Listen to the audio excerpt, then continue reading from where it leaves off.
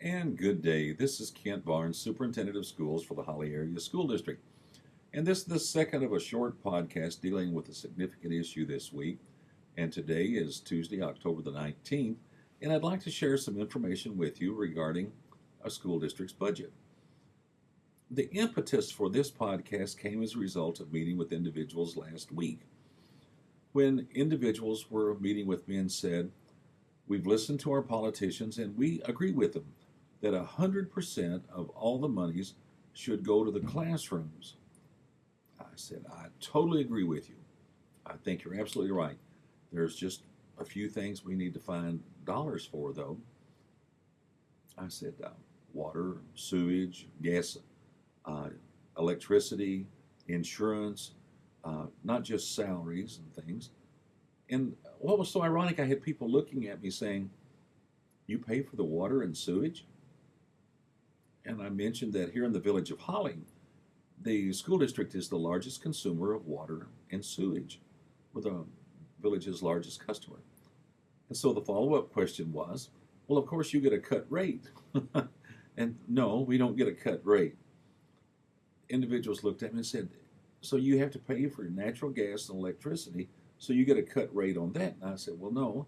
Now, we sign long-term contracts for natural gas, and you try to get the best deal that you can to save taxpayer dollars.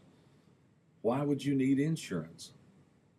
Well, if you have a fire, if someone falls, same thing for homeowners. The point was, one of the things that we'll be talking about this school year, and we'll be sending out short podcasts, Barnes Grams, some newspaper columns and such, people really are not understanding what all of school district budget is, and they would have no reason to. I don't mean that. But all you hear in the newspaper and oftentimes in the media, not everyone, we have some newspapers locally that and media locally that I think are very fair. They ask tough questions, but they're very fair in their reporting. What does a school district's budget entail? Everyone knows that the vast majority of the money goes to salaries, but when people say administration, I don't think people realize that that's not just principals, that's not just me, uh, that involves social workers, it involves guidance counselors, a lot of other different things, librarians. So, what I'm hopeful to do this year is to answer the questions that you have regarding budget. No, now everyone doesn't care about having an introspective look at every code that we have, but people just want to know that we're spending our money appropriately. And I don't blame them for that. You need to understand though that there are some unfunded mandates that we have over which we have no control. One of them is the McKinney-Vento Homeless Assistance Act. That if a family becomes homeless and they move to another school district, they really have the option of returning here. We've provided gas cards, we provide taxis to go get kids. We have sent taxis to Waterford, Pontiac, White Lake, Flint. We'll be going to Romeo in the upcoming days.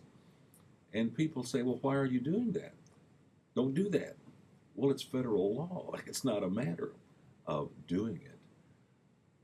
What I've asked the gubernatorial candidates, and not a slap against special ed. I've supported special ed now for 37 years in this business. But if we were a true business, we wouldn't have special ed because special ed doesn't break even. People talk about our school district spends more than we take in for the past few years. Well, we balance budgets, but on the same token, there are still services that we have to provide. So I look forward to this school year in providing that information. And as always, if you have questions about budget, please let me know. Email me, phone me, mail 920 Baird Street, Holly 48442. But I just wanted to get across to everyone today, in the village of Holly, we do pay for the water and sewage. We do pay for the utilities. And those are the kind of questions that I don't want the rumor, gossip, and innuendo mill to run amok on. So anytime you have questions, I'm as close as the phone, the email, or a fax machine, or if you see me out and about in our school district. But as always, thank you very much. This is the second of the short podcast with two more to follow. Thank you very much and have a great day.